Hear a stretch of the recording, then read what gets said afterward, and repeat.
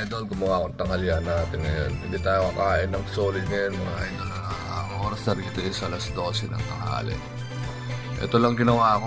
Meron ako ditong soya almond na zero sugar, unsweetened siya. Nagsalin ako dito. Na-blender ko na siya mga idol dito sa may Magic Ninja natin. Naglagay ako ng protein. Ito yung protein natin mga idol. Ano? Ayan. So isang scoop niyan. Tapos meron tayong chia seed na tinatawag. Nilagyan ko ng 3 kutsarang chia seed dito. Saka avocado. Avocado, sorry yan. So ito na po yung kinalabasan niya mga idol. No? Oops, tumulo pa. Tumulo na mga idol. Nagkalat pa ako dito. Grabe. Tinan nyo oh. Sayang yun mga idol. Ayan po ang kinalabasan. Nakita nyo. Yan ang kakainin natin ngayon mga tanghali. Itong pagkain natin. Ginawa ako ng chia seed sa ilalim. Ayan po. Ayos sa ito na yung mga avocado natin.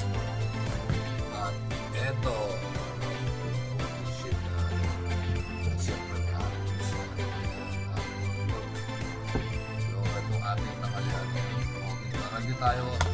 Hindi lumaki ang ato dyan. Sayang naman yung mga pinagpapagura natin. Ito lang mga lods ko yun.